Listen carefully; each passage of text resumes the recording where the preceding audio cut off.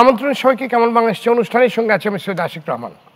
দর্শক, ভারতের চেরাপুঞ্জি এবং বাংলাদেশের সুনামগঞ্জ সিলেট অঞ্চলের টানা বৃষ্টির পাশাপাশি ভারত থেকে আসা পাহাড়ি ঢলের তৃতীয় দফায় বন্যা দেখা দিয়েছে দেশের পূর্বাঞ্চলে। এখন ডুবতে শুরু করেছে উত্তরাঞ্চলও। হাওরে অপরিকল্পিত এবং অবৈজ্ঞানিকভাবে গড়ে তোলা দুর্বল বাঁধ ভেঙে প্লাবিত হয়েছে বিস্তীর্ণ অঞ্চল। এতে চরম ভোগান্তিতে পড়েছেন কয়েক কোটি মানুষ। বিশ্লেষকদের কেউ কেউ বলছেন, বন্যা নিয়ন্ত্রণে হাওর অঞ্চলের বাঁধগুলো সংস্কারে প্রতি বছর শত কোটি টাকা বরাদ্দ রাখা হয়, কিন্তু সেই বরাদ্দ খেয়ে ফেলে দুর্নীতি। ফলে কাগজে কলমে বাঁধগুলো সংস্কার হয়, শক্তিশালী করা হয়, কিন্তু অতিবৃষ্টি কিংবা পাহাড়ি ঢল নামলেই খড়কুটোর মতো ভেঙে যায় বাঁধগুলো। স্থানীয়দের অভিযোগ, সময় মতো কাজ শুরু না করে বর্ষার আগে তড়িঘড়ি করে সংস্কারের কাজ শেষ করা, কাঁচা মাটি থাকা, নিয়ম মেনে বাঁধ নির্মাণ না করা, তদারকির ঘাটতি এবং দুর্নীতির কারণে প্রায় প্রতি বছরই বন্যায় ভেঙে যায় বাঁধ। কখনো কখনো বাঁধ ভাঙার ঘটনা জাতীয় ইস্যু হয়ে উঠলে গঠন করা হয় তদন্ত কমিশন কিংবা তদন্ত কমিটি। কারো কারো বিরুদ্ধে নেওয়া হয় শাস্তিমূলক ব্যবস্থা, কিন্তু ঠিক পরের বছরই আবারও ঘটে একই ঘটনা। প্রতি বছর বাঁধ সংস্কারে স্থানীয়দের সমন্বয়ে কমিটি করার কথা থাকলেও অভিযোগ রয়েছে কমিটিতে অন্তর্ভুক্তির ক্ষেত্রে দলীয় পরিচয়কে প্রাধান্য দেয়ায় ভালো উদ্যোগটিও কাজে দিচ্ছে না। ঘূর্ণিঝড় আইরায় 2009 সালে খুলনা ও সাতক্ষীরায় উপকূলের 76 কিলোমিটার বাঁধ পুরোপুরি এবং 362 কিলোমিটার বাঁধ আংশিকভাবে ধসে যায়। পরবর্তীতে এগুলো সংস্কার ও টেকসই করার প্রকল্প গ্রহণ করে পানি উন্নয়ন বোর্ড, কিন্তু টাকা খরচ হলেও টেকসই নেওয়া হয়, কিছুদিন পর যেতে না যেতেই ধসে যায় সেই বাঁধ। গত 10 বছরে জরুরি কাজের নামে খুলনা উপকূলের বেড়িবাঁধ সংস্কার ও নির্মাণে 150 কোটি টাকা খরচ হয়েছে, কিন্তু মানুষের তেমন কাজে লাগে। চট্টগ্রামের দক্ষিণে উপকূলীয় অঞ্চল বাঁশখালীর 14 কিলোমিটার বেড়িবাঁধ নির্মাণে কয়েক দফা বরাদ্দ বাড়িয়ে খরচ করা হয় 293 কোটি টাকা, কিন্তু পরিকল্পিত না হয় প্রকল্প শেষ হওয়ার আগেই তা জলে ভেসে গেছে। এভাবে বাঁধ নিয়ে সারা দেশে অনিয়ম, দুর্নীতি, পরিকল্পনার ঘাটতির কারণে সুফল বঞ্চিত হচ্ছে দেশের মানুষ। এমন একটি চিত্রকে সামনে রেখে দর্শক, আজ আমাদের আলোচনার বিষয় বন্যা নিয়ন্ত্রণে টেকসই বাঁধের বাংলাদেশ চাই। আর বিষয়ে আলোচনার জন্য আজ আমাদের সঙ্গে স্টুডিওতে আছেন জাতীয় নদী রক্ষা কমিশনের সাবেক চেয়ারম্যান, সাবেক সচিব ডক্টর মুজিবুর রহমান হাওলাদার, ক্ষেতমজুর ইউনিয়নের সভাপতি, বিপ্লবী ওয়ার্কার্স পার্টির সাধারণ সম্পাদক সাইফুল হক, দুর্যোগ ব্যবস্থাপনা অধিদপ্তরের সাবেক মহাপরিচালক মোহাম্মদ মিজানুর রহমান, সুপ্রিম কোর্টের senior advocate, human rights and piece for বাংলাদেশের চেয়ারপারসন মঞ্জির মোর্শেদ, ঢাকা ট্রিবিউনের নির্বাহী সম্পাদক রিয়াজ আহমেদ এবং 7 জেলার হাওর অঞ্চলবাসীর প্রধান সমন্বয়ক ডক্টর হালিম দাদ খান। দর্শক, অনুষ্ঠানে মতামত জানাতে অথবা প্রশ্ন করতে ফোন করুন স্ক্রলে দেখানো নম্বরে, লিখুন ফেসবুকে। জানিয়ে রাখছি, অনুষ্ঠানটি সরাসরি সম্প্রচার হচ্ছে ফেসবুক এবং ইউটিউবেও। যাচ্ছি মূল আলোচনায়। জনাব হালিম দাদ খান, আপনাকে দিয়ে আমাদের আজকে আলোচনা শুরু করছি। তো প্রতি বছরই তো বাঁধ সংস্কারে বরাদ্দ রাখা হয়, তারপরেও কেন পানির ঢল নামলেই সব খড়কুটার মতো ভেঙে যায়? সংকটটা কোথায় বলে আপনি মনে করেন? প্রথমত, এই যে প্রতি বছরই বরাদ্দ রাখা হয়, এটাই একটা সমস্যা। কারণ প্রতি বছরই বরাদ্দ রাখা হয় মানে ধরেই নেওয়া হয় পরের বছর আবার সেটা করতে হবে। এইটাই একটা প্রকৃতপক্ষে বাদ নয়, এটা এখন একটা ব্যবসায় পরিণত হয়েছে। এইটাকেই প্রধানত দূর করা দরকার চিন্তাটা।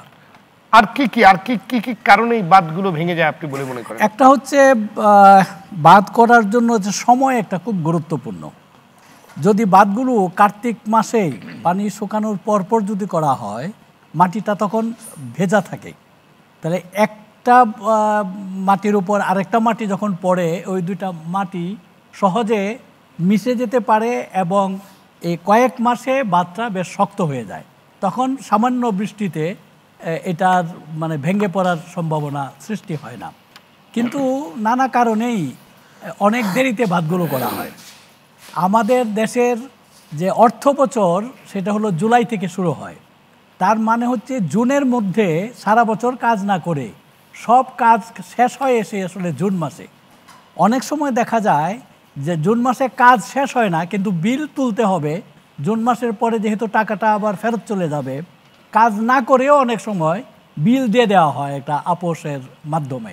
কাজটা আসলে অনেক সময় দেখা যায় জুন মাসেরও পরে হয়, অর্থাৎ একদিকে ভাঙার সময় শুরু হয়ে যায়, তখন বাঁধটা হয়তো অনেক সময় দেখা যায় সম্পূর্ণ হয়। কাজেই শেষ পর্যন্ত বাঁধের নামে এটা মানে কাজ হয় বটে, কিন্তু এটা প্রকৃতপক্ষে বাঁধ আর হয়ে ওঠে না, সেই জন্য এটা বাঁধে। তারপরে আমাদের দেশে ইঁদুর আছে, মাটির বাঁধের মধ্যে ইঁদুর বসবাস করে, সেটাও কিছু সমস্যা সৃষ্টি করে, কিন্তু এগুলো দেখার জন্য আসলে কেউ মানে আমি একটা বাঁধ বানিয়ে দিলাম, কিন্তু সেটা দেখভাল করার জন্য, সেটা রক্ষণাবেক্ষণের জন্য, তদারকির জন্য কি কোনো লোক থাকে না? কেউ নেই। এটা কোনো কথা হলো? এটা তো বাজেটের মধ্যে থাকার কথা। কথা তো আসলে অনেক কিছুই থাকে, তো অনেক কিছুর মধ্যেও কিছু কাজও যদি হতো প্রকৃততে বাদ, নাকি আমরা অপেক্ষায় করি আগামী বছর বাদবে আমি আবার কাজ পাবো? হ্যাঁ, সেটা তো প্রথমে টাকাটা পাবো। বলা জি, হলো। ধন্যবাদ আপনাকে যারা মুজিবুর রহমান আহলাদার। অভিযোগ রয়েছে হাওর অঞ্চলে অপরিকল্পিতভাবে সড়ক এবং বাঁধ নির্মাণ করা হচ্ছে, যে যার মতো প্রকল্প নেয়, পরিস্থিতি দিন দিন জটিল থেকে জটিলতর হচ্ছে। আপনার পর্যবেক্ষণ এবং বিশ্লেষণ আমরা শুনতে চাই। ধন্যবাদ। ইতিমধ্যে ডক্টর হালিম খান বলেছেন, এবং আপনার যে প্রারম্ভিক উপস্থাপনা আমি দেখেছি, এ থেকে ভাইটাল পয়েন্টসগুলো, যে ভেরি ভেরি ইম্পর্ট্যান্ট পয়েন্টসগুলো কিন্তু অলরেডি চলে এসেছে, এবং তার প্রেক্ষিতে যে আলোচনা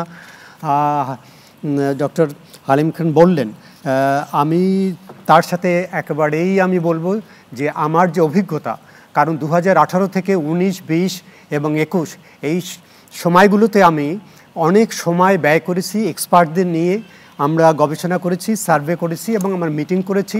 তখনকার মাননীয় মন্ত্রীদেরকে নিয়েও আমরা এই সিলেট অঞ্চলে এবং সিলেটের যে জেলাগুলো, সব জেলার সব নদী নালা খালবিল এগুলো আমরা দেখেছি, এবং সেখানটায় পরবর্তীতে আমরা আবার রিপোর্টও দিয়েছি, এবং বার্ষিক রিপোর্টও সেটা অন্তর্ভুক্ত করে এইটা পার্লামেন্টেও কপি দেওয়া হয়েছে, এবং এটা মাননীয় প্রধানমন্ত্রীর কাছেও এর কপি দিয়েছি।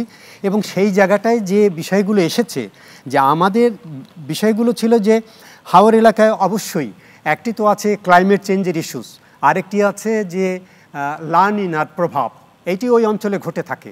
ফলে এই যে প্রাকৃতিক প্রভাব, সেইটার কারণে কিন্তু এই যে বন্যাগুলো ঘটে থাকে, এবং এই বন্যা ঘটবে হবে।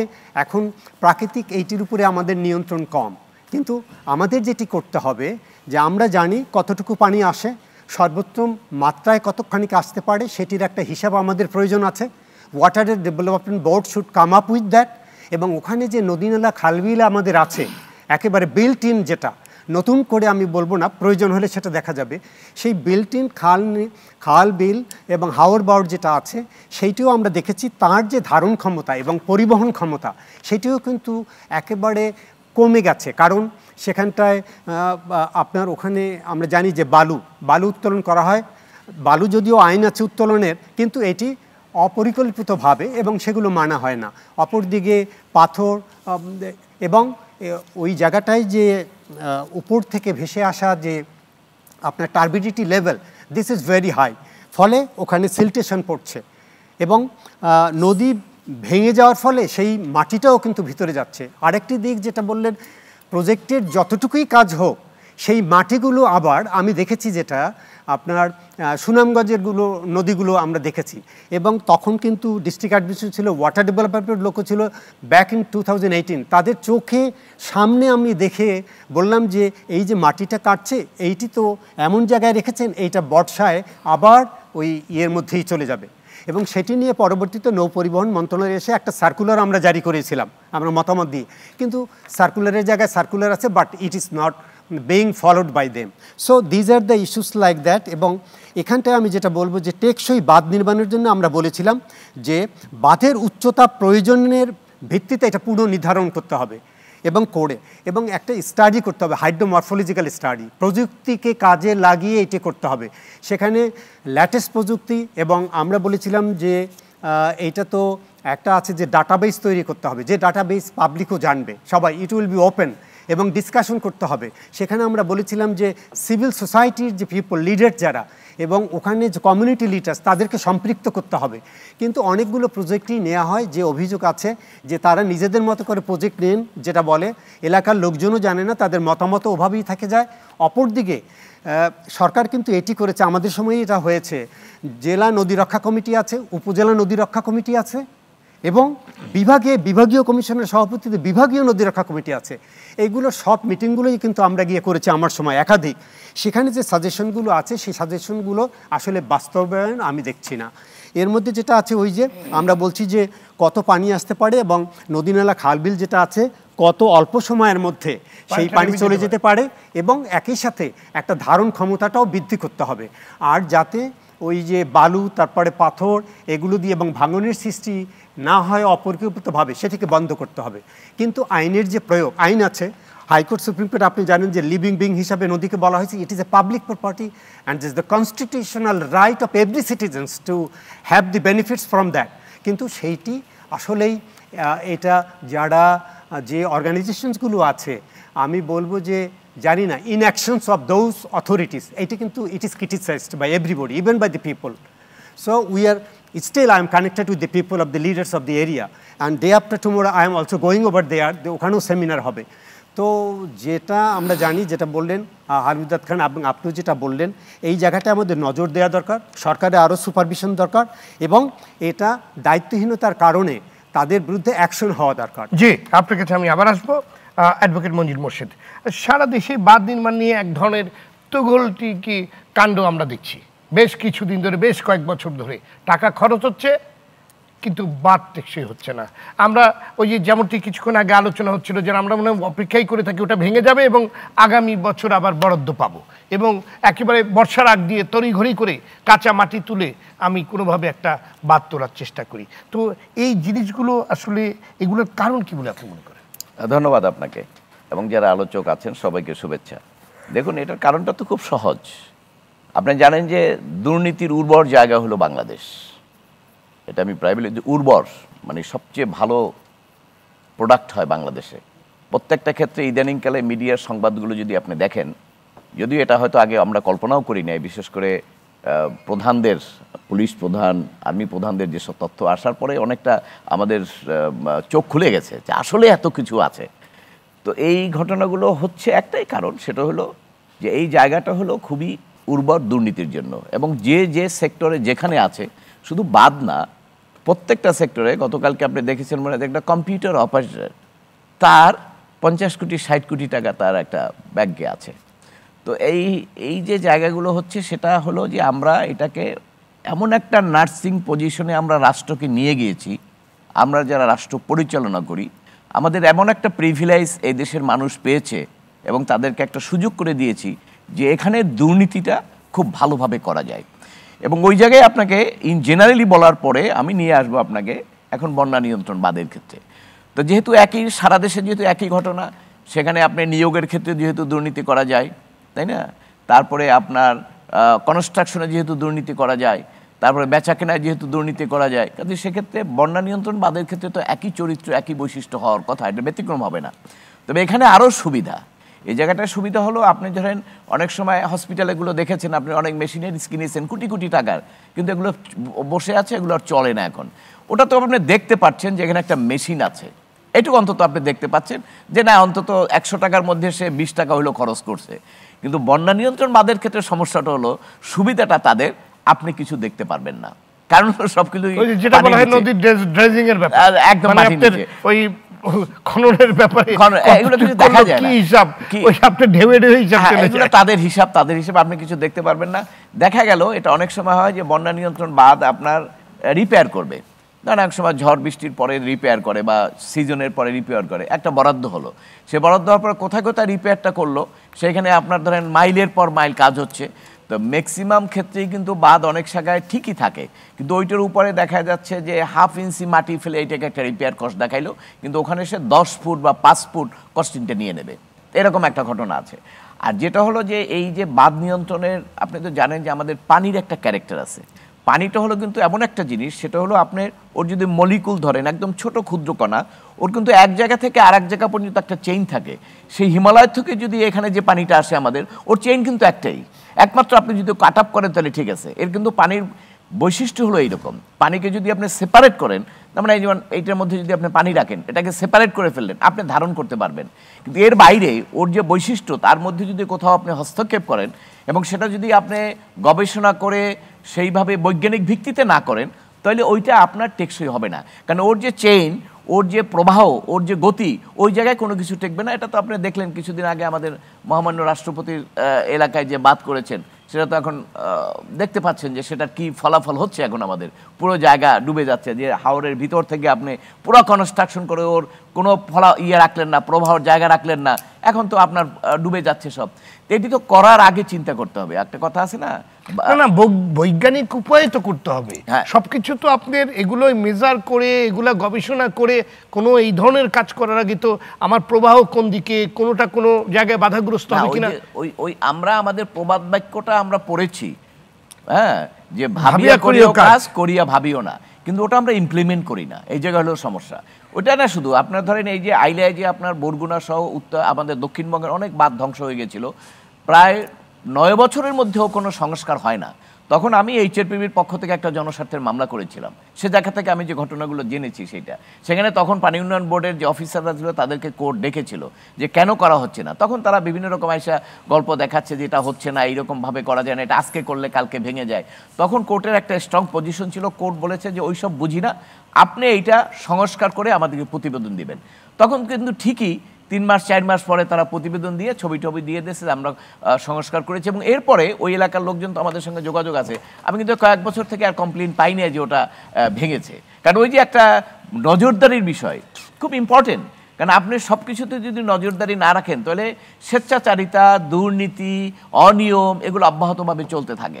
এই জায়গায় সবচেয়ে বড় ব্যাপারটা হলো মনিটরিং। এখন বন্যা নিয়ন্ত্রণ বাঁধের ক্ষেত্রে একই রকম ঘটনা হয়। একটা হলো যে মনিটরিং করা, আর এখানে যে ওই যে টাকা অর্থ আপনার মারার যে পরিকল্পনা যেটা থাকে, সেই জায়গাটায় যদি সরকারের কাজটা আমি পাইলেই হয়েছে, হ্যাঁ, মানে এটা সেখানে যদি সরকারের একটা নজরদারি না থাকে এফেক্টিভ, এবং যারা এই অন্যায়টা করবে, কারণ আপনি কি দেখেছেন অনেকবার আলোচনা হয়েছে, মিডিয়ায় এই কথাটা এসেছে যে এই যে বাস গতবার যে কন্ট্রাক্টর করলো, এই বারটা কেন এবার ভেঙে গেল, এবং তার বিরুদ্ধে কোনো ব্যবস্থা নেওয়ার কোনো তথ্য আপনাদের মিডিয়ায় পাবেন, আপনি কোনো মিডিয়ার সঙ্গে কোনো তথ্য পাবেন না। কারণ ব্যবস্থা তো নেওয়া হয় না। কারণ যে কন্ট্রাক্টর কাজটা করলো এবং যে ইঞ্জিনিয়ার সুপারভাইজ করলো, আপনি যদি দুইজনকেই আইনের আওতায় আনেন, একটা ইনস্ট্যান্স দেখাইতে পারেন, তাহলে কিন্তু পরের কাজটা কিন্তু সেভাবে হবে। কিন্তু আমাদের এখানে সমস্যা হলো যে আমরা সেইটা করি না, কারণ ওই একটাই কারণ, সেটা হলো আমরা এটাকে আপনার দুর্নীতির উর্বর জায়গা হিসেবে আমরা প্রতিষ্ঠিত করে দিই। জি, ধন্যবাদ আপনাকে জনাব সাইফুল হক। প্রতিবার বাদ ধসে যায়, তদন্ত কমিটি গঠন হয় এবং তদন্তের দুর্নীতিকেই অভিযুক্ত করা হয়। তো দুর্নীতি আর কিন্তু দূর হয় না। মানে আবার কখনো কখনো দায় চাপানো হয় ইঁদুর কিংবা পাহাড়ি ঢলের উপরে, যে পাহাড়ি ঢলে এত জোরে এসছে যে সব নিয়ে চলে গেল, কিংবা আপনার ইঁদুর গর্ত করে করে বাঁধকে দুর্বল করে ফেলছে। বছরের পর বছর এই একই ঘটনা বাঁধ নিয়ে, এই যে দুর্নীতি, এই যে অপচয়ের এই ঘটনা ঘটে কিভাবে? আপনাকে ধন্যবাদ। সম্মানিত আলোচক বৃন্দ আর দর্শক শ্রোতা, তাদেরকেও আমি ধন্যবাদ জানাই। আসলে আমরা তো একটা বদ্বীপ, এবং যেটাকে বলা হয় যে বাংলাদেশ একটা প্লাবন ভূমি। একটা নির্দিষ্ট সময়ে এখানে পানির প্রবাহ আসবে, পানিটা আবার সরে যাবে, পানির প্রবাহ যেমন কিছুটা আমাদের দরকার, যেটা না আসলে ফসল হবে না, আমার হাওর অঞ্চলে মাছের চাষ হবে না, তার যে উর্বরতার প্রশ্ন আছে সেটাও হবে না। ফলে নির্দিষ্ট পরিমাণে যদি বলেন পানি সহনীয় পর্যায়ে, মাঝে মধ্যে বন্যা, তার সঙ্গে পলি, এর সাথে আমার কৃষি, আমার মৎস্য, আমার পরিবেশ, অনেকগুলো বিষয় যুক্ত। পানিটা যখন বাধাগ্রস্ত হয়, যখন সে সরতে পারে না নির্দিষ্ট সময়ের পরে, তখন সেখানে সমস্যা হয়। বাঁধের কথাটা আসছে কেন? বাঁধটা আসছে যে বিশেষ করে আমি মৌসুমের আগে, মানে অকাল পানি যখন চলে আসে, অকাল বন্যা যখন হয়, তো তখন সমস্যাটা অনেক বেশি বাড়ে। যে অকাল বন্যার জন্য আমাদের চাষিরা, কৃষকেরা বা হাওর অঞ্চলের মানুষ, তারা কিন্তু প্রস্তুত থাকেন না। 15ই ডিসেম্বর থেকে আমি যেটুকু দেখেছি 28শে ফেব্রুয়ারি পর্যন্ত বাঁধগুলো তৈরি হবার কথা, যেটা ইতিমধ্যে আলোচনা বললেন। অধিকাংশ ক্ষেত্রে শুরু হয় ফেব্রুয়ারিতে, মার্চে শুরু হয়। সত্যি সত্যি পানি যখন এসে গেল, তখন হয় আপনি কাজ শুরু করেছেন বা শুরু করবেন, 30-40-50% হলো অথবা হলো না, তারপরে তড়িঘড়ি করে আবার এটা তারপরে আবার ধুয়ে গেল। এই পুরো চক্রের মধ্যে এর একটা পলিটিক্যাল ইকোনমি আছে, যেটাকে একটা রাজনৈতিক অর্থনীতি আছে, এক সময় তো ঠিকাদাররা এগুলো এটা করতেন, এখন মনে হয় যে ভাইরা আরও ভালো বলবেন। এখন একটা পিআইসি, যেটা প্রকল্প বাস্তবায়ন কমিটি, যেখানে জেলা প্রশাসক এমনকি উপজেলার কর্মকর্তারা এর সঙ্গে যুক্ত, স্থানীয় পর্যায়ে যারা চাষি, যারা কৃষক, যারা উৎপাদক, কিছুটা জনপ্রতিনিধি, তাদের এখানে থাকবার একটা বিধান আছে। এই প্রকল্প বাস্তবায়ন কমিটিতে 25 লক্ষ টাকার উপরে তারা খরচ করতে পারবেন না। এবং কিন্তু এগুলো, এটা হচ্ছে একেবারে সাম্প্রতিককালের ঘটনা।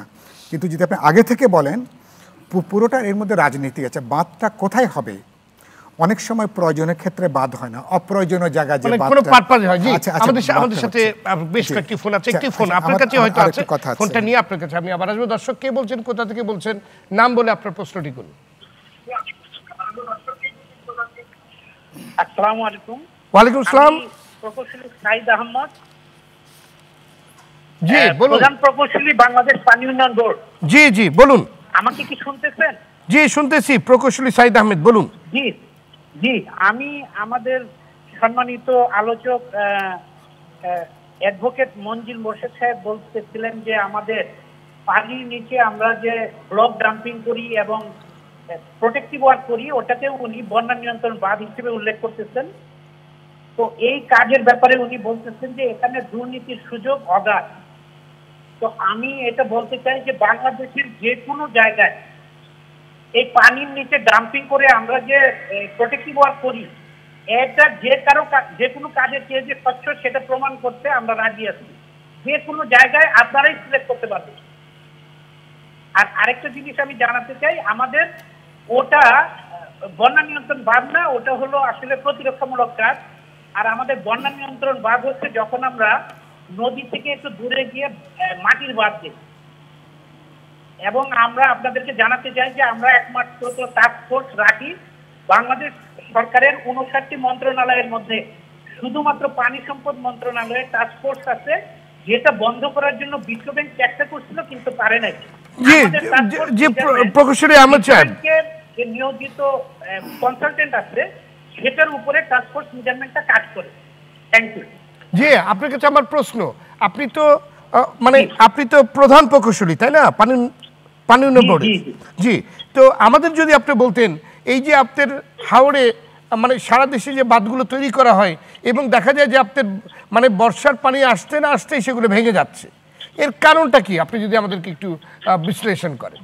আচ্ছা, আমি বলি যে আমাদের হাওড়ে দু রকম বাঁধ আছে। আমরা কিন্তু সিলেট এবং সুনামগঞ্জে বন্যা নিয়ন্ত্রণ বাঁধ করি না, ওখানে আমরা শুধু করি ডুবন্ত বাঁধ।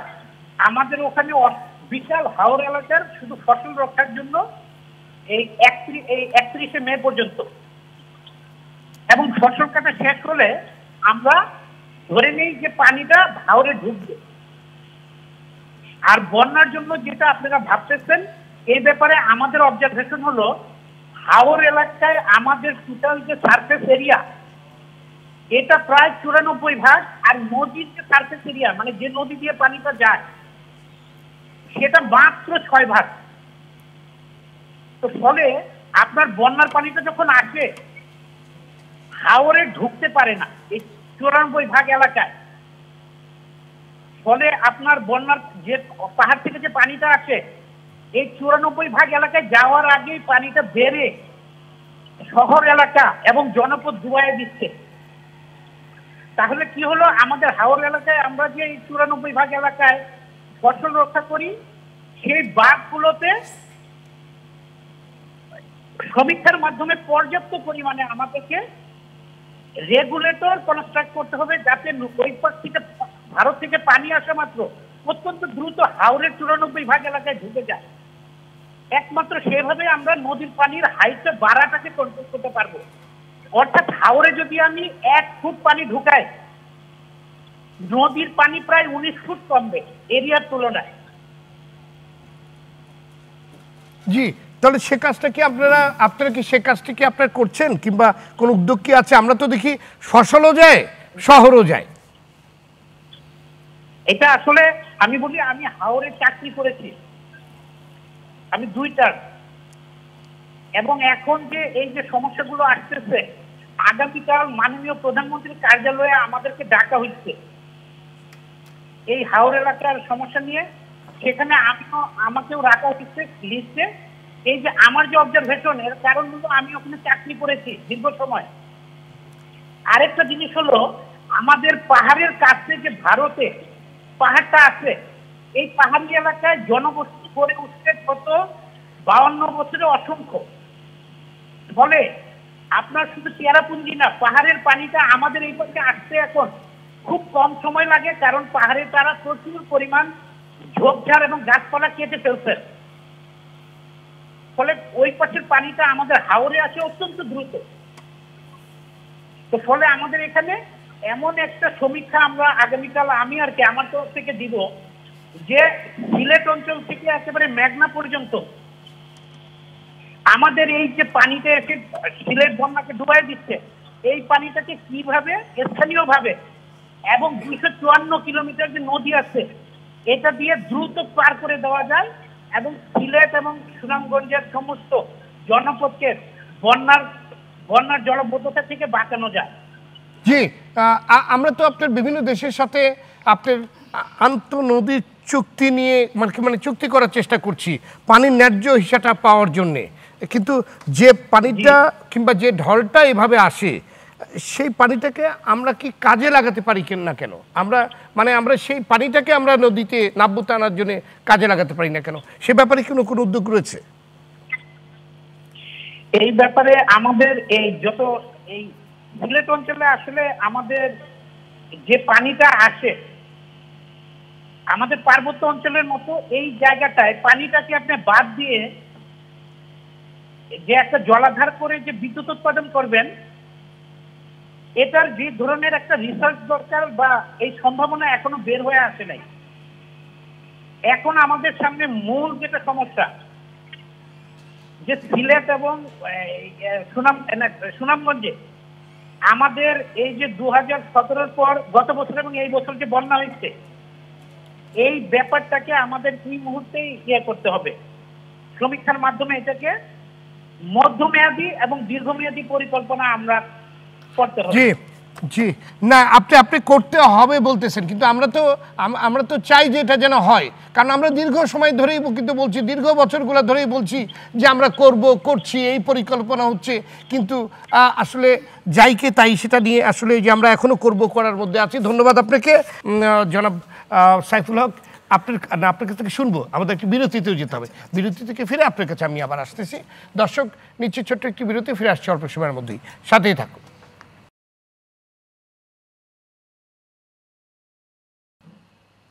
দর্শক, বিরতির পর আবার স্বাগত। দেখছেন কেমন বাংলাদেশ অনুষ্ঠান, সঙ্গে আছে আমি সৈয়দ আশিক রহমান। আজ আমাদের আলোচনা বিষয় বন্যা নিয়ন্ত্রণে টেকসই বাঁধের বাংলাদেশ চাই। আমরা ফিরছি আলোচনায়। জনাব সাইফুল হক, বিরতির পূর্বে যে আলোচনাটি আপনার সাথে চলছিল, জি, আমি বাঁধ ভেঙে যাওয়ার কারণগুলো আপনি আমার এর ভিতরে একজন ইঞ্জিনিয়ার সাহেব যে আলোচনা করলেন, আপনি তাকে অনেকগুলো প্রশ্ন করলেন, তিনি কিছু কিছু ভালো কথা বলবার চেষ্টা করেছেন, কিন্তু আমি যদি তার মাধ্যমে সবাইকে জিজ্ঞেস করতে চাই, তাহলে এত বছর আপনারা কি করলেন? আমি যদি খুব বেশি পেছনে না যাই, 17 সালে যখন পানিতে গোটা হাওর যখন ডুবে গেল, প্রায় সমস্ত ধান যখন নষ্ট হয়ে গেল, এবং হাওর অঞ্চলে আপনি জানেন যে 7টা জেলার মধ্যে আমাদের দেখা যায় 414টা হাওর, 14,536 বর্গ কিলোমিটার আমাদের হাওর অঞ্চল। বাংলাদেশের সমগ্র অঞ্চলের 4 ভাগের 1 ভাগের মতো যদি আপনি ধরেন, এবং প্রায় 2 থেকে 2.5 কোটি মানুষ এই হাওর অঞ্চলের। এই মানুষরা, তাদের চোখের পানি আর তাদের কপালের পানি বাস্তবে এক হয়ে গিয়েছিল। এরপরে অনেক আলোচনা হয়েছিল। প্রধান কারণটা ছিল, একটা বললেন যে অপরিকল্পিত বাঁধ, এবং যেটার এ পর্যন্ত যেটার সমাধানটা হয়নি। 2 নম্বর হচ্ছে, যেটা ইতিমধ্যেই আলোচকরা বললেন, যে আপনি বাঁধ যখন তৈরি করবে তখন তৈরি না করে শেষ মুহূর্তে, মানে আপনি তাড়াহুড়ো করে করতে যে আপনি প্রকল্পের টাকাটা হাতিয়ে নেবার জন্য আপনি এমন সমস্ত বাঁধ তৈরি করেছেন যেটা পানির একটা সামান্য তোড়েই সেটা একেবারে ভেঙে টেঙে সেটা চৌচের। হাওর অঞ্চলে আমি যদি গবেষণা কর, দেখা যাবে যে অসংখ্য বাঁধ হচ্ছে অপ্রয়োজনীয় বাঁধ, যেগুলো কেবল, যেটা বললাম একটু আগে, পলিটিক্যাল ইকোনমির জন্য। আমার ঠিকাদাররা, স্থানীয় এমপি সাহেব, এলাকার যিনি মন্ত্রী থাকেন, জনপ্রতিনিধিরা, স্থানীয় প্রভাবশালীরা এবং তাদের পরিকল্পনা অনুসারে কোথায় বাঁধ হবে, প্রয়োজনের জায়গায় হয় না, অপ্রয়োজনের জায়গাতে তারা বাঁধটা তারা করেন। টাকা পয়সা কীভাবে হাতিয়ে নেওয়া যায় এই তৎপরতা এ পর্যন্ত আমরা দেখছি। তিনি যে বলছেন নদীর কথা, আমরা যে জলাধার নির্মাণের কথাটা অনেক আগে থেকে আলোচিত, কিন্তু এ পর্যন্ত আমাদের 54 বছরে আমরা কি এমন কোনো প্রকৌশলী পেলাম না যারা ওই অঞ্চলে, আমার যে হাওড় তো আমার সবচেয়ে কিন্তু বলতে পারেন মিঠা পানির বড় একটা উৎস, মিঠা পানির বড় উৎস, একটা বড় রিজার্ভ। তো ফুরান সেখানে আপনি এই পানিটা কীভাবে ধারণ করবেন, আবার তার পাশাপাশি জলাধার তৈরি করবার জন্য, যেটা প্রাণ প্রকৃতি জীব বৈচিত্র্যের জন্য অত্যন্ত গুরুত্বপূর্ণ, একদিকে কৃষি একদিকে আমার মৎস্য, তাহলে it needs a comprehensive plan দরকার আছে। যেটা উনি পরে যে বললেন আশু মধ্যমেয়াদী দীর্ঘমেয়াদী, এগুলো তো গত 53-54 বছরে করা দরকার ছিল। এটা অল্প পানিতে ভেসে যাচ্ছে কেন? এই কারণের জন্য যে নদীগুলোর পলি জমতে জমতে সামান্য যখন অকাল বন্যা হয় বা যখন অতিরিক্ত বৃষ্টি হয়, তখন নদী ওই পানিকে ধারণ করতে পারে না, তখন এটা চারপাশে বসতি গ্রামাঞ্চল, তখন আসলে এটা কিন্তু ভেসে যাচ্ছে। কেবলমাত্র শুধু ফসলে যাচ্ছে না, একটা ফসল যখন মার যায়, হাওড় অঞ্চলের দ্বিতীয় কোনো কিন্তু ফসলের কোনো সুযোগ নেই। ওই একটা ফসলের উপরে 2-2.5 কোটি মানুষকে ডিরেক্টলি ইনডিরেক্টলি ওদেরকে কিন্তু ওর উপরে তাদের জীবিকার জায়গা, এটা তাদের জীবন মরণের সমস্যাটা। যারা ওখানে কাজ করেন, সরকারি কর্মকর্তা থেকে শুরু করে প্রকৌশলী থেকে শুরু করে, সত্যি সত্যি তারা হয়তো অনেকে হয়তো, আমি সৎ মানুষ নেই সেটা বলবো না, কিন্তু প্রত্যেকে এই পুরো এই বৃত্তির সঙ্গে তারা যুক্ত। এটা সুতরাং এটার একটা পরিবর্তন দরকার। হাওড়, এই যে একটু আগে আলোচনা হলো, হাওড়ের বুক চিরে মিঠামইন পর্যন্ত যে সড়কটা যেটা হলো, যেটা এখন হাজার হাজার একর ইতিমধ্যেই বালুতে এখন বোঝাই হয়ে গেছে, সেটা এখন আর আবাদি জমি হিসাবে নাই, তারপরে তৈরি হয়েছে একটা জলাবদ্ধতার বিরাট একটা সংকট। একজন ব্যক্তির আমি ইচ্ছা চরিতার্থ করবার জন্য আমি আমার বর্তমান ভবিষ্যৎকে যেভাবে আমি জিম্মি করে ফেললাম, এরকম আরও কিছু বাঁধের কথাটা বলা যাবে। এই বিষয়গুলো বন্ধ করা দরকার। আমি যেটা খুব পরিষ্কার করে মনে করি, এই 53-54 বছর পরে খুবই উচ্চ যারা এর মধ্যে সমাজের নানা অংশের মানুষকে যুক্ত করা দরকার, যুক্ত করে সমগ্র হাওড় অঞ্চল নিয়ে সত্যি সত্যি সামগ্রিক একটা পরিকল্পনা প্রকল্প তৈরি করে, যেখানে জনসম্পৃক্ত ওই এলাকার মানুষসহ নিশ্চয়ই জনপ্রতিনিধি রাখেন, বিশেষজ্ঞ রাখেন, সমস্ত মানুষকে যুক্ত করা ছাড়া আপনি ধরেন বাইরে থেকে আপনার পানি আসছে, আমাদের এখানে অনেকগুলো স্লুইস গেট আছে, স্লুইস গেট বেশিরভাগ ক্ষেত্রে কিন্তু কাজ করছে না।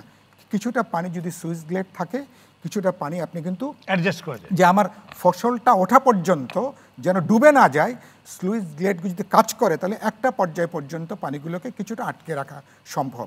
এমনকি আমার যে অনেকগুলো কালভার্ট আছে, অনেকগুলো কালভার্টও কিন্তু স্লুইস গেটের কাজ করে, পাশাপাশি কিছুটা কিন্তু কাজ করে পানির প্রবাহকে নিয়ন্ত্রণ করবার ক্ষেত্রে।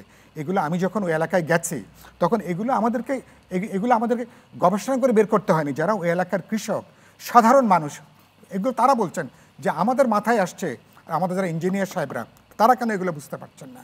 তো তাদের অধিকাংশের নজর থাকে ওই সরকারি গাছ লাগানোর মতন, এক গর্তে যেভাবে প্রতি বছর গাছ লাগায়, ঠিক একইভাবে একই জায়গাতে তারা প্রতি বছর তারা বাঁধ তৈরি করেন, তার জন্য প্রকল্প আছে, বরাদ্দ আছে। ধন্যবাদ। এই বৃত্ত থেকে আমাদের বেরিয়ে আসাটা অত্যন্ত জরুরি। ধন্যবাদ আপনাকে জনাব মিজানুর রহমান। বন্যা হলে হাজার কোটি টাকা সম্পত্তি নষ্ট হয়, সরকার ত্রাণ সহায়তাও দেয়, কিন্তু বন্যা নিয়ন্ত্রণে যে ধরনের উদ্যোগ দরকার তা কতটুকু নেওয়া হয়? সরকারকে রিয়াক্টিভ ভূমিকা যতটা দিতে দেখি, পুরো অ্যাক্টিভ ভূমিকা তেমন দেখা যায় না। তার কারণ কি? আপনাকে ধন্যবাদ। সম্মানিত আলোচকবৃন্দ অনেক মূল্যবান কথা বলেছেন বন্যা নিয়ে। আসলে আমাদেরকে ন্যাচার বেজ সলিউশনে যেতে হবে।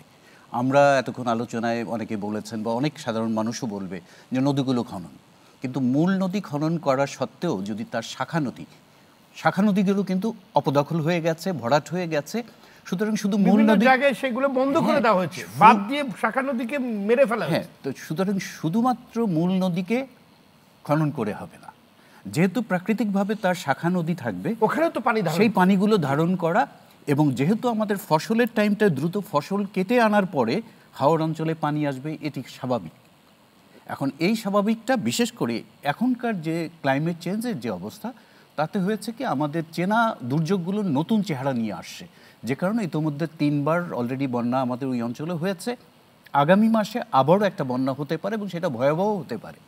সুতরাং এই যে চরিত্র, এইটাকে আমাদের নতুন করে করতে হবে। এখন হাওড় অঞ্চলের মানুষের আকাঙ্ক্ষা, তাদের যোগাযোগ ব্যবস্থা ভালো হবে, সেখানেও অন্য অঞ্চলের মতো রোড হবে। এখন সেটা যদি ডিআইএ ছাড়া, ডিজাস্টার ইম্প্যাক্ট অ্যানালাইসিস ছাড়া আমরা করি, এখন তো আধুনিক অনেক জ্ঞান হয়েছে। সুতরাং আমাকে ওই সলিউশনটা করতে হলে আমাকে অনেক প্রযুক্তি নির্ভর, জ্ঞান নির্ভর আমাকে সলিউশনে যেতে হবে। আমার হাওড় অঞ্চলে যে টাইমটা পাই, ওই টাইমের মধ্যে আমার ফসলটা কেটে আনার পরে সেখানে যদি 5-7 পানিও হয়, আরও বেশি হয়, আমার তো ওই অঞ্চলে তখন মৎস্য সম্পদের জন্য।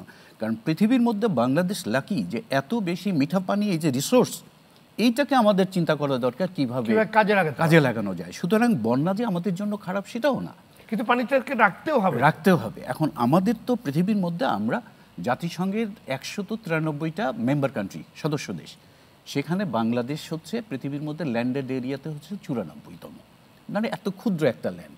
কিন্তু জনসংখ্যার দিক থেকে বাংলাদেশ ক্ষুদ্র না, 7ম অবস্থানে। তার মানে পার স্কোয়ার কিলোমিটারে আমাদের বসতি সংখ্যা অনেক, মানে অন্যতম ঘনবসতিপূর্ণ, পৃথিবীর মধ্যে অন্যতম ঘনবসতিপূর্ণ। এখন যেটা নতুন চরিত্র আমি মনে করি, যেটা আরও নতুন করে ভাববার বিষয়, সেটা হচ্ছে সারা বাংলাদেশের আমাদের সম্মানিত সাইফুল হক সাহেব যেটা বললেন যে 2.5 কোটি লোক ওখানে হাওড় অঞ্চলে, তারা এক ফসলেই ধানের উপর নির্ভরশীল। প্রকৃত চিত্রটা হচ্ছে আজকে কিন্তু 18 কোটি মানুষই এই হাওড়ের ধানের উপর নির্ভরশীল। কারণটা হলো অন্যান্য অঞ্চলে ধান উৎপাদন কমিয়ে দিচ্ছে, সেখানে মৎস্য চাষের জন্য ধানের জমিগুলোকে পুকুর খনন করা হচ্ছে, বিভিন্নভাবে অন্যান্য ইউজ হচ্ছে। মানে আমাদের তো ওই পরিকল্পনাও নাই যে কোথায় কোন কৃষিটা আমাদের হবে, কোন জায়গায় আমরা কি। আমাদের হাওড়ের উপর আগামীতে এই ধানের উপরেই সারা বাংলাদেশকে নির্ভর করতে হবে এবং সেটার দিকেই যাচ্ছে কিন্তু আলটিমেটলি। ফলে এইটার প্রতি যদি আমরা নতুন করে মনোযোগ না দিই, বাংলাদেশের খাদ্য সমস্যা কিন্তু একটা বড় আকারে সংকট দেখা দিবে। এই একটা দিক। আরেকটা হচ্ছে যে আমাদের এই যে অল ওয়েদার, মানে 12 মাস রাস্তা হবে হাওড়ের মধ্যে, এইটা তো আমাদের মানানসই না। আমার ওখানে প্রকৃতির বিরুদ্ধে হয়ে গেল। আমাকে ওখানে যে পরিমাণ পাসেজ দিতে হবে সেই পরিমাণ দিতে হবে। যেমন গত বছর 23 সালে আপনারা দেখেছেন যে কক্সবাজারে ভয়াবহ বন্যা হয়েছে, 100 বছরেও অত মাত্রা বন্যা হয়নি। মূল কারণটা, অন্যতম কারণ ছিল রেলওয়ে করেছে। আমি রেলওয়ের বিরুদ্ধে না, ডেভেলপমেন্ট অবশ্যই হবে, কিন্তু যে পরিমাণ পানি পাসের পথ লাগবে, ব্রিজ করা লাগবে, সেগুলো না করলে তো পানি আটকা পড়ে যাবে। আমাদের রেল লাইনেরও ক্ষতি হয়েছে, বন্যায়ও আমাদের ভয়াবহ ক্ষতি হয়েছে। তেমনি হাওড়ের আমাদের আরেকটি রাস্তা যেটা হয়েছে, আমরা অবশ্যই সেখানে রাস্তা, এখন হাওড় অঞ্চলে আমাকে চিন্তা করতে হবে, হয় সাবমার্জিবল রাস্তা করতে হবে কিছু অংশ, আবার মেইন ওয়েটা সেটা করতে হবে আপনার ঢাকার যেমন এলিভেটেড ওয়ে আছে, মূল কানেক্টিং, যাতে পানিটা চলে যেতে পারে। সুতরাং আমাদেরকে শুধু অর্থ ব্যয় করলেই হবে না, সেটা পরিকল্পিতভাবে করতে হবে। এবং সেটা আমাদের অলরেডি সরকারের যে ব্যবস্থাপনা, তার মধ্যে 448টি বন্যা আশ্রয় কেন্দ্র আছে এবং আপনারা দেখে থাকবেন এগুলো অনেকটা আধুনিক, সেখানে মোটামুটি এখন স্পেস ভালো। কিন্তু যে পরিমাণ আমাদের জনসংখ্যা, আমাদের আরও আশ্রয় কেন্দ্র করা দরকার। মুজিব কেল্লাও করা হয়েছে, 450টি মুজিব কেল্লার মধ্যে অলরেডি 120টার মতো মুজিব কেল্লা হ্যান্ডওভার হয়েছে, কিছু মাটি রেজ হয়েছে। আমাদের সবচেয়ে বড় হচ্ছে ওই এলাকার মানুষের লাইভলিহুড, গরু ছাগল এগুলোর আশ্রয় কেন্দ্র, সেগুলো এখন মুজিব কেল্লা কিছুটা মিট আপ করে। কিন্তু আমার তো বিশাল জনসংখ্যা, আমার আরও ওখানে মুজিব কেল্লা করতে হবে, আরও সাইক্লোন শেল্টার, ফ্লাড শেল্টার সারা দেশব্যাপী করতে হবে। স্কুল কলেজের বিল্ডিংগুলো নর্মালটাই, সেটাকেও আমার শেল্টার করতে হবে। আমরা কম বেশি সেটা করা হয়, কিন্তু আমার জনসংখ্যা অনুযায়ী এখনও অপ্রতুল, সেখানে আমার ইনভেস্টমেন্ট করা দরকার। আর এবছর যেটা হয়েছে, রিমেল গত 26শে মে হওয়ার পরেই কিন্তু আমাদের মৌসুমি বায়ুটা খুব দ্রুত সক্রিয় হয়েছে। ফলে এই 26 তারিখের পরে 3 দিনের মাথায় কিন্তু আমাদের সিলেট অঞ্চলের জৈন্তাপুর এবং কয়েকটা অঞ্চলে ফ্লাশ ফ্লাড শুরু হয়েছে। এবং এই ফ্লাশ ফ্লাড আমরা আসলে এইখানে যারা, আমরা চিন্তা করতে পারবো না। এক রাতে 1 ঘন্টার মধ্যে দেখা যাবে 7, 8, 9 ফিট 10 ফিট পানি উঠে যায়, লোকজন তার চালের ঘরের উপরে আশ্রয় নেয়, তারা আশ্রয়ও যেতে পারে না, আশ্রয় যাওয়ার সময় দেয় না। তো এখন ওইসব অঞ্চলে যে সমস্ত এলাকা মানে এরকম ফ্লাশ ফ্লাড হয়, সেই এলাকায় তাদের কিছু লাইফ বয়া দরকার, কিছু উদ্ধারকারী নৌযান দরকার। আমাদের সেই নৌযানগুলোর সংখ্যা অপ্রতুল আছে। আমি এই বছর কিন্তু ওই সময় দেখেছি, আমি তখন ডিজি হিসেবে কাজ করছিলাম, এই ফ্লাশ ফ্লাডে ইউনো এবং অন্যান্য সরকারি কর্মকর্তারা খুব দুশ্চিন্তায় থাকে, আশঙ্কা থাকে যে লোকটা ভেসে গেলে তাকে বাঁচানো যাবে না। ফলে তার সাপোর্টে, কারণ তখন কিন্তু আশ্রয়কেন্দ্রে রাতের বেলা হঠাৎ করে হলো, সেটা কিন্তু প্রিডিক্ট করা যায় না। কারণ এখনকার আমাদের যে প্রিডিকশনের আবহাওয়া অধিদপ্তর এবং আমাদের পানি উন্নয়ন বোর্ডের যে সমস্ত আছে, সেটা বন্যার 3-4 দিন আগে মোটামুটি আশঙ্কা করতে পারে, কিন্তু কি পরিমাণ এক্সাক্ট কিন্তু এখনও ওইভাবে অ্যাকিউরেসি হয়নি। কারণটা হচ্ছে বাংলাদেশের বাইরে 57টা নদী হচ্ছে ট্রান্সবাউন্ডারি, এবং বাংলাদেশে যত বন্যার পানি হয় তার 90% 92% এই পানিটা আসে কিন্তু আমাদের অন্য দেশ থেকে। ফলে বিশাল এরিয়ার এই পানিটা এই ছোট্ট বাংলাদেশের ক্যাচমেন্ট, এই যে ড্রেনেজ, এইটার ধারণ ক্ষমতা নাই। ফলে আমাদেরকে নতুন করে অ্যানালাইসিস করতে হবে ধন্যবাদ আমাদের কি পরিমাণ। ধন্যবাদ আপনাকে জনাব রিয়াজ আহমেদ। আপনি আজকে আলোচকদের মধ্যে কেউ কেউ যেটা বলার চেষ্টা করেছে যে হাওড়ে 1000 কোটি টাকা খরচ করে এমন কিছু প্রকল্প বাস্তবায়ন করা হচ্ছে যা হাওড় অঞ্চলের উপকারের চেয়ে বরং ক্ষতি হয়ে গেছে বেশি। আপনার বিশ্লেষণ অবশ্য। জি ধন্যবাদ। আসলে এখানে আমরা সহ আলোচকদের কাছ থেকে এতক্ষণ যা শুনলাম, আমার মনে হয় কম বেশি আমাদের সবারই সেই কথা, এবং এই কথাগুলো আজকে নতুন না। এখানে অনেকদিন ধরে এই আলোচনাগুলো হচ্ছে, এবং যারা এগুলোর দায়িত্বে আছেন, যে ইঞ্জিনিয়াররা কাজ করেন, আমাদের যে রাজনৈতিক নেতৃত্ব আছে যারা পলিসি গাইডলাইন দেন কিভাবে কাজ করতে হবে, তারা যে এগুলো জানেন না আমি তা বিশ্বাস করি না। আমি কতগুলো কথা বলি এখানে, যে 2017 সালকে যদি আমরা একটা মাইলস্টোন ইয়ার ধরি, যে হাওরে ক্ষতি হলে কতটা জাতীয় ন্যাশনাল ইকোনমিতে ক্ষতি হয়, এটা ডেন্ট করে। Up to 20 lakh ton food কিন্তু নষ্ট হয়েছিল ওই হাওরে হওয়ার ফলে। এবং ওই যেটা কিছুক্ষণ আগে বললেন যে 400-র মতো হাওর আছে ছোট বড় মিলিয়ে ওই এলাকায়, তার মধ্যে 154টার বাঁধ কিন্তু কলাপস করে। তো ইন্টারেস্টিংলি আমি এখন আপনাদের সবারই মেমোরি রিফ্রেশ করলে মনে হবে যে ওটার জন্য দুর্নীতিকেই কিন্তু বড় কারণ হিসেবে তখন চিহ্নিত করা হয়েছিল, এবং সেই দুর্নীতির জন্য দায়ী কারা তার অনেককে কিন্তু আইডেন্টিফাই করা হয়েছিল। প্রাইমা ফেসি আইডেন্টিফাই করা হয়েছে, 61 জনকে চিহ্নিত করা 61, দ্যাটস দ্য ফিগার। এবং ইন্টারেস্টিংলি আমাদের ল এনফোর্সার্সরা প্রাথমিকভাবে এইরকম পার্সু করেছে যে তার মধ্যে একজন রাঘব বোয়াল, উনি শাহজালাল ইন্টারন্যাশনাল এয়ারপোর্ট দিয়ে দেশ ছেড়ে চলে যাচ্ছিলেন, তাকে ওখান থেকে অ্যারেস্ট করে নিয়ে আসা হয়। জি আচ্ছা, এখন 17 সাল, আজকে আমরা আছি 24 সালে। সেই মামলার কি হলো? সেই মামলার এই হলো যে 7 বছর পরে দুদককে বলা হলো কোর্ট থেকে, এই মাসের খবর, এই মাসের শুরুতে আদালত বলল যে এই তদন্ত হয় নাই, এবং এই তদন্ত কর্মকর্তা, দুদকের যে তদন্ত কর্মকর্তা এতদিন ধরে কালক্ষেপণ করেছে, তদন্ত করেছে, এবং বিভিন্নভাবে 34 জনকে বলেছে যে এরা জড়িত না, আরও এদেরকে বলতেছে এরা জড়িত, ফাইনালি যেটা সাবমিট করেছে এটা আদালতের কাছে গ্রহণযোগ্য হয় নাই। এবং আর্গুমেন্টে সেই যে তদন্ত কর্মকর্তা, সে কিন্তু যুক্তিসম্মতভাবে উপস্থাপন করে আদালতকে এটা কনভিন্স করতে ব্যর্থ হয়েছে যে এটা সঠিক তদন্ত। তা এখন যে আদালত বলল যে এটা আবার তদন্ত করেন, তাহলে আমি বলতে চাচ্ছি এই কথাটাই যে 17, আজকে 24 সাল, এই যে বিগত বছরগুলোতে আরও যারা এই ধরনের হাওরের বাঁধের সাথে, করাপশনের সাথে জড়িত থাকেন ওভার দ্য ইয়ার্স, তারা কি এতে এনকারেজ ফিল করতেছে নাকি ডিসকারেজ ফিল করতেছে? তারা তো আমি বলবো যে খুবই আনন্দে আছে এখন, যে এদেশে তো বিচার হয় না।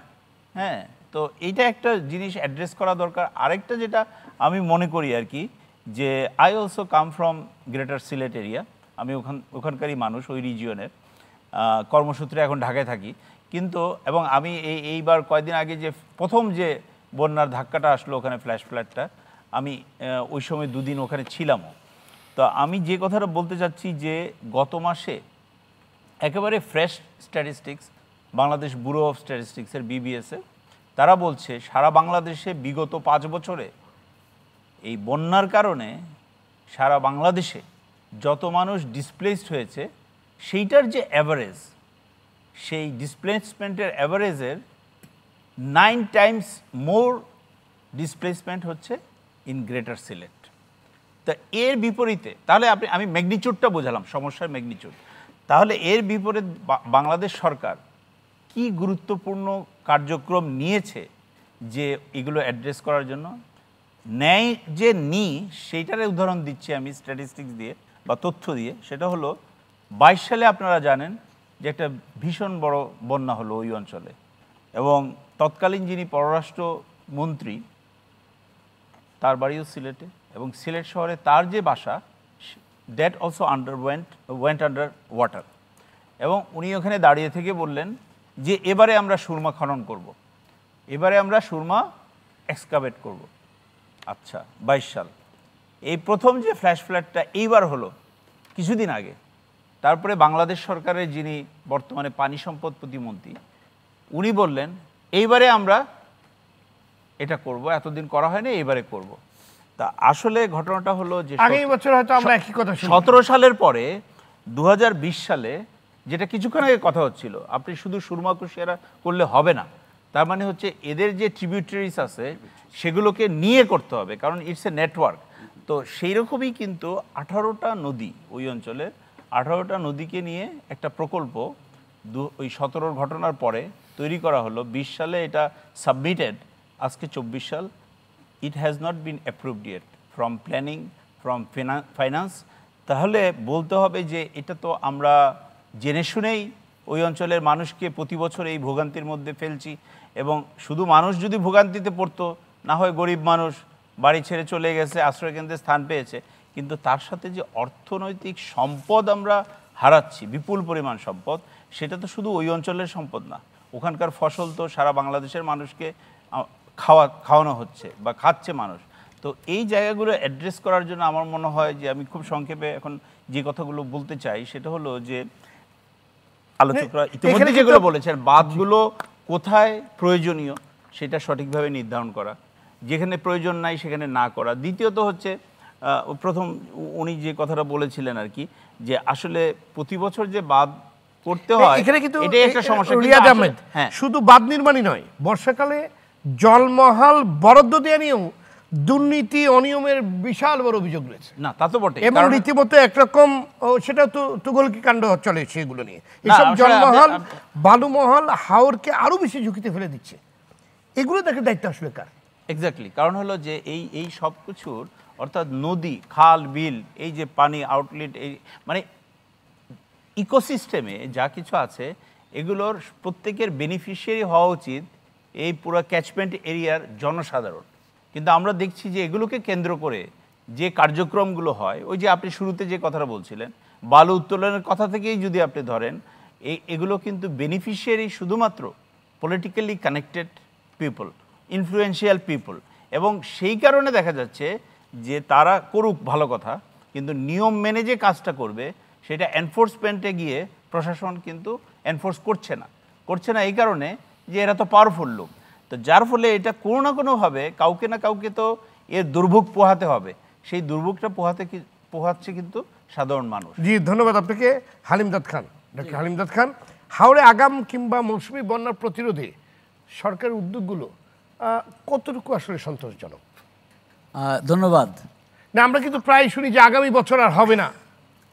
আমি ব্রেকের সময় যে কথাটা বলছিলাম এই কথাটা এখন আবার বলি। চিফ ইঞ্জিনিয়ার সাহেব বলেছেন যে ওনারা বন্যা নিয়ন্ত্রণ বাদ করেন না, হাওড় অঞ্চলে ফসল রক্ষা বাদ করেন। সো আমার ধারণা, এবং আমি এটা ফার্মলি বিশ্বাস করি, যে কোনো ধরনের বাঁধই আসলে দেওয়ার দরকার নাই। বাঁধ যদি না থাকে তাহলে বাঁধের যে ইকোনমি সেটাও আসলে থাকবে না। কেন দরকার নাই? বন্যা আমাদের দেশের জন্য কোনো অভিশাপ নয়, বন্যা আমাদের জন্য আশীর্বাদ। এটা ইতিমধ্যেই বলা হয়েছে। আসলে যে পানিটা আসে, এবং এটা ভারত থেকে যে পানি আসে প্রতি বছরই আসছে এবং আগামী দিনেও আসবে, এবং আমরা চাই সারা বছরে ধরেই আসুক। আমরা বরং ন্যায্য হিস্সা পাই না, আমরা আরো দাবি করি আমরা পানি পাই না। তো পানি আরো বেশি করে আসা দরকার। পানিটা আসার পরে যে পানিটা আসলে এই যে 96% এরিয়াতে চলে যাওয়ার কথা, এই বাঁধের জন্য পানিটা আসলে ফ্লাড এরিয়াতে আসলে যেতে পারে না। বন্যার সঙ্গে আমাদের সহবাস করতে হবে। কাজে বন্যা নিয়ন্ত্রণ এরকম কোনো মন্ত্রণালয় আসলে থাকা দরকার নাই, বন্যার সঙ্গে সহবাস করার মন্ত্রণালয় আসলে আমাদের দরকার। পানিটা যদি ঠিকমতো ওই ফ্লাড এরিয়ায় যেতে পারে তাহলে তো আর বাড়িঘর ডুবানোর আসলে প্রশ্ন উঠে না। আমাদের দেশে মুশকিলটা হয়েছে এই যে আমরা বিদেশিদের অনুসরণ করতে খুব ভালোবাসি।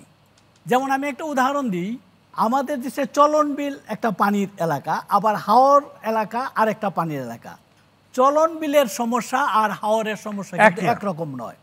তো নেদারল্যান্ডসকে আমরা মনে করি যে এই পানি বিষয়ক হচ্ছে সবচেয়ে মানে উদাহরণ, যে তারা ভালো করে সব কিছুতে, এবং তারাই আমাদের জন্য পরিকল্পনাও করেছে 100 বছর ব্যাপী।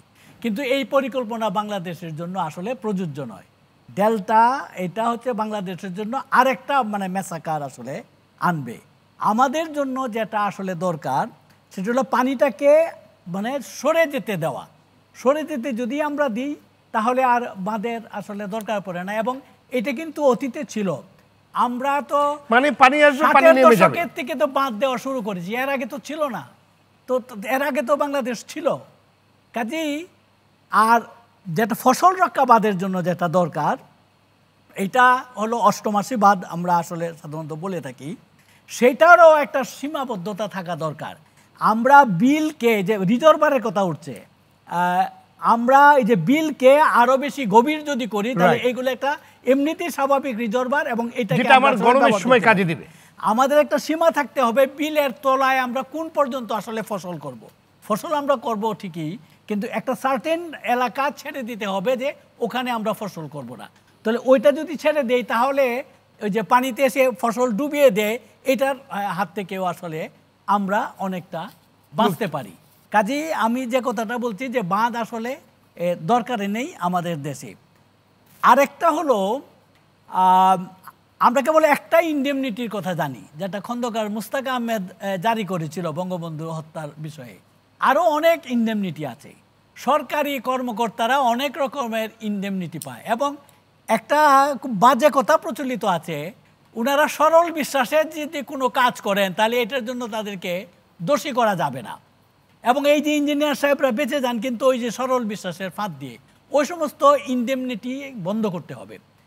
কোনো কারণে মানে যে সমস্যা হয় সেটা যদি কোনো অফিসার বা কোনো পাবলিক অফিসেরও কেউ থাকে, সেটার জন্য যদি দায়ী হন সেটার বিচার করার ব্যবস্থা আসলে রাখতে হবে। কোন রকম ছাড় আসলে দেয়া যাবে না। জলমহালে খুব সামান্য পয়সা আসে, জলমহাল প্রথা একেবারে উঠিয়ে দিতে হবে। কারণ জলমহল নিয়ে যে পরিমাণ আপনার মারামারি কাটাকাটি আমরা দেখি, এই দখল নিয়ে যে যা দেখি, এটা একেবারে উঠিয়ে দেওয়া দরকার। ক্ষতি করে, এটা লাভটা আসলে সাধারণ মানুষ তো পায় না। কিছুই লাভ নেই, উঠিয়ে দেওয়া দরকার। আরেকটা কথা হলো যে আমাদের পেছনে আছে কেমন বাংলাদেশ আমরা চাই, আজকের অনুষ্ঠানটাও সেটা হলো একটা গণতান্ত্রিক বাংলাদেশ চাই। জি ধন্যবাদ। এবং 1 মিনিটে আমি শেষ করি। আমরা 1971 সালে আসলে আমরা গণতন্ত্রই চেয়েছিলাম। 70 সালের নির্বাচন গণতন্ত্রের জন্য আমরা অনেক বেশি পেয়ে গেছি, স্বাধীনতা পেয়ে গেছি, কিন্তু স্বাধীনতার পরেও কিন্তু গণতন্ত্রটা আমাদের এরপরে আমরা এর পরবর্তীতে আপনাদের কাছে সময় পেলে আমি আবার আসবো। জি জনাব মুজিবুর রহমান হাওলাদার, দক্ষিণাঞ্চলের বাঁধগুলোর প্রায় একই অবস্থা, বাঁধ নির্মাণ এবং সংস্কারের দুর্নীতি করে যেন সহজেই পার পাওয়া যায়, মানে এগুলা মানে কোনো জায়গায় তো সেরকম হিসেবে বিচার হচ্ছে না। এবং সরল বিশ্বাস, যে কথাটি উনি কিছুক্ষণ আগে বললেন না ডক্টর হালিমদাদ খান, যে সরল বিশ্বাসে করেছেন, কাজে তাদের কোনো আর মানে ওই ওই ওই ফাঁক দিয়ে কিন্তু তার পার পেয়ে যায়। তো বাদ দিন মানে জবাবদিহিতার জায়গা তাহলে কোথায়? না, জবাবদিহিতার জায়গা তো অলরেডি তৈরি হয়েছে। যেমন 18, 19, 20 এই 3 বছরে আমি জাতীয় নদী রক্ষা কমিশনের চেয়ারম্যান ছিলাম। জাতীয় নদী রক্ষা কমিশন কিন্তু এমনিতে হয়নি, সেইখানটায় আপনি জানেন হিউম্যান রাইটসের আজকে যে মরসুদ ভাই এখানটায় উপস্থিত আছেন, তাদের নেতৃত্বে সকল জনগণের পক্ষ থেকে যে হাইকোর্ট সুপ্রিম কোর্টে গেল, মামলা হলো, আপিলের ডিভিশনে এগুলো এবং টাইট হলো। তারপরে কিন্তু বললেন যে there must be a commission, কারণ কমিশন যদি না হয় তাহলে এটা সমন্বয় কে করবে। সেই কমিশনের জায়গাটা হওয়ার পরে I was the second chairman. প্রথম চেয়ারম্যানের সময় তো সময় এমনিই চলে গেল। I started the right business. এবং আমি বলবো আমি অনেক একাধিক মন্ত্রী বাহাদুর এবং একাধিক এমপিদেরকে আমি সরে যেতে বাধ্য করেছি এবং তারা গিয়েছেন। অনেকে তাদের বোঝানোর পরেও কিন্তু তারা ছেড়ে দিয়েছেন। এখন এই যে যারা করে, আমাদের অভিজ্ঞতায় আমি দেখেছি বড় বড় বিগ কোম্পানিজগুলো যারা আছে, আপনি দেখবেন শীতলক্ষায় যান, ইয়েতে যান, মানে টোটাল বাংলাদেশের চিত্র যদি আমি আপনাকে বর্ণনা করি তাহলে তো এই অল্প সময় সেটা সম্ভব না। বাট এটা নিয়ে আমাদের কিন্তু রিপোর্ট আছে, সেই রিপোর্টে আমরা কিন্তু একটি কোম্পানিকেও বাদ রাখিনি। তো এবং সেখানে ব্যক্তি বা প্রতিষ্ঠানের নামও কিন্তু আছে। কিন্তু আমি তো চলে আসলাম আমার সময় চলে যাওয়ার পরে। তবে আমি যেটি মনে করি যে আইন প্রয়োগ করতে হলে এখনও প্রয়োজন হচ্ছে ওই মানসিকতা। এবং নদী রক্ষা কমিশনের থেকে কিন্তু জেলা প্রশাসকের দ্বারা আমি 4 মাসের ব্যবধানে 30,000 উচ্ছেদ করানো সক্ষম হয়েছে, এবং আর 1 বছর থাকলে এটা কিন্তু টোটালটা উচ্ছেদ করা সম্ভব ছিল। ফলে আমি সেই জায়গাটায় বলবো যে আইনের প্রয়োগের যে সক্ষমতা সেখানে সৎ ব্যক্তিত্ব দিতে হবে, এবং পিক অ্যান্ড চুজ করে এই সকল ইম্পর্ট্যান্ট প্লেসে আমরা যাদেরকে দেব তারা ইন অ্যাকশনের জন্য পুরো জাতি সাফার করবে। It can not be tolerated. আরেকটি কথা আমি একটু বলবো 1 মিনিট নিয়ে, জাস্ট 1 মিনিটে শেষ করে দিচ্ছি।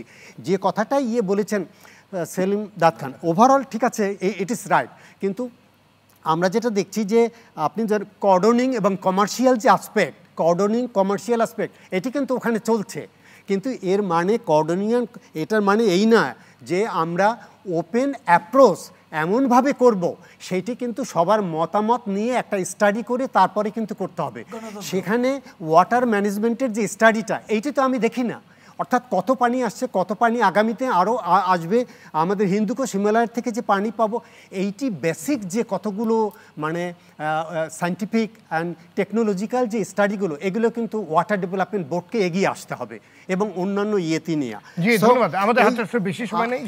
আমার কথাটা আমি এখানটাই শেষ করতে চাই। আমি মনে করি যে আইন কানুন যে আছে তার যদি আমরা প্রয়োগ করি এবং নজর দেই এবং দুর্নীতি দমনে যদি আমরা একেবারে দৃঢ় প্রতিজ্ঞ হই, আমার মনে হয় এটা হতে পারে। আর একটা ব্যাপার আমি বলে শেষ করছি যে এই জায়গায় রাষ্ট্রপ্রধান কিংবা সরকার প্রধান তারা একটা কমিটি দ্বারা যদি এগুলো না দেখেন তাহলে কেবলমাত্র আইন তৈরি করে আমাদের লাখো লাখো টাকা ওই সংসদে যাবে, আইন প্রয়োগ হবে না, পড়ে থাকবে, আর আমরা জাতি সাফার করবে।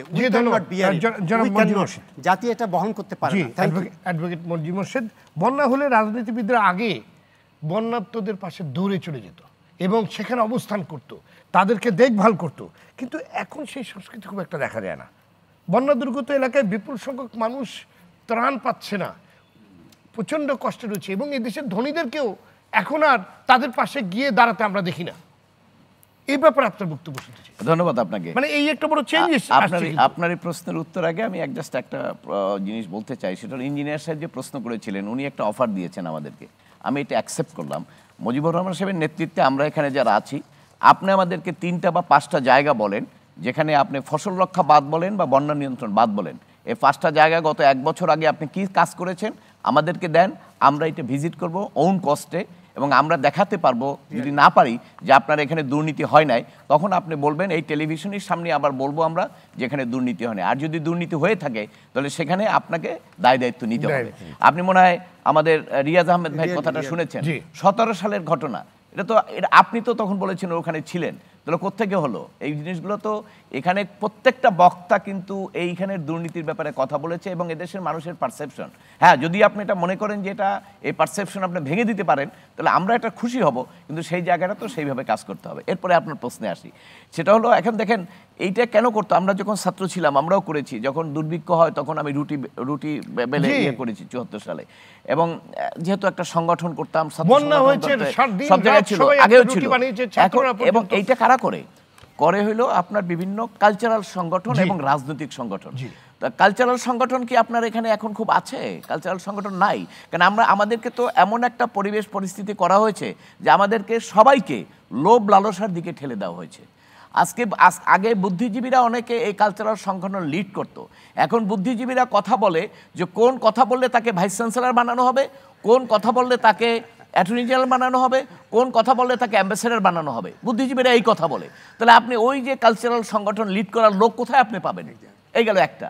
সেকেন্ড হলো রাজনীতিবিদরা কেন করতো ওই অসহায় মানুষদেরকে সাপোর্ট নেওয়ার জন্য, যে আমার তার একটা ভোট দরকার, এই ভোটের জন্য করতো। তো এখন ভোটের পরিস্থিতি যা আছে তাকে কি আপনি আর মনে করেন যে তার ওটা করার দরকার আছে? তো এই জায়গাতে তো আমাদেরকে স্পষ্ট যে ওই জায়গাগুলো আমরা হারিয়েছি। কেন হারিয়েছি? আমরা একসময় আমরা দেখেছি, আপনি তো 90 সময় বলেন, 88 বন্যা দেখেছেন না, কত মানুষ আমরা তখন বেরোইছি, যেভাবে পারছে তারা কিন্তু তাদের বাড়িতে যদি আপনার 2 পট চাল থাকে 1 পট চাল নিয়ে তারা সেখানে হাজির হয়ে গেছে। এখন আমাদের কালচারটা আমরা চেঞ্জ করে ফেলছি, বিশেষ করে এখন এমন একটা সোসাইটি আমরা গড়ে তুলছি যে সোসাইটিটা খুবই ভয়াবহ, এবং এটা আপনার মিডিয়ার মাধ্যমে আমরা দেখতে পাচ্ছি। এবং আপনার এখন তো আগে তো দুর্নীতি করলে 3 লাখ 5 লাখ টাকা বলা হতো, ইদানিংকালে দেখবেন কোনো দুর্নীতি 100 কোটি টাকার নিচে নাই। উন্নতি তো হয়েছে, আমাদের উন্নতি হয়েছে, আপনি দুর্নীতিবাজদের উন্নতি করে দিয়েছেন, সাধারণ মানুষের জন্য আপনার কি হবে, এইটি হলো প্রশ্ন। তো এইভাবে কি আপনি আমাকেও 100 কোটি টাকার মালিক করে দিবেন? যদি দেন আল্লাহ আলহামদুলিল্লাহ, সমস্ত মানুষকে 100 কোটি টাকার মালিক করে দেন, কিন্তু সেটা তো আমার সম্পদে আপনি সেটা করতে পারবেন না, আর সেটার সুযোগও নাই। কারণ আমি প্রফেশনাল, আমি একটা নির্দিষ্ট ফিস নেই। আপনি সাংবাদিকতা করেন, আপনি এখানে একটা কাজ করেন, আপনার একটা মান্থলি বেতন আছে, এখানে আরেকজনে এসে আপনাকে বস্তা ভরে কে টাকা দেবে না তো, কাজে সেই সুযোগ তো নাই।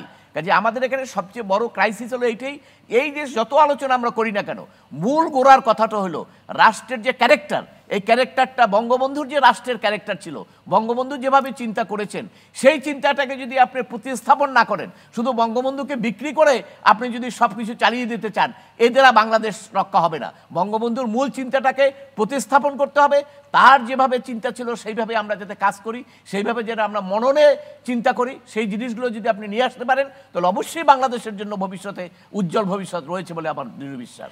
ধন্যবাদ আপনাকে জনাব সাইফুল হক। আমি প্রথমত একটা কথা আমি যেটা বলেছিলাম, প্রথমত আপনি নিশ্চয় মনে আছে 80-র দশকের শেষ দিক থেকে বিশ্বব্যাংকের প্রণোদনা এখানে ফ্লাড অ্যাকশন প্ল্যান নামে এখানে বিরাট একটা, তার আগে আপনি যদি আমাকে বলেন যে আপনারা কেন এই বন্যার্থীদের পাশে দাঁড়াচ্ছেন?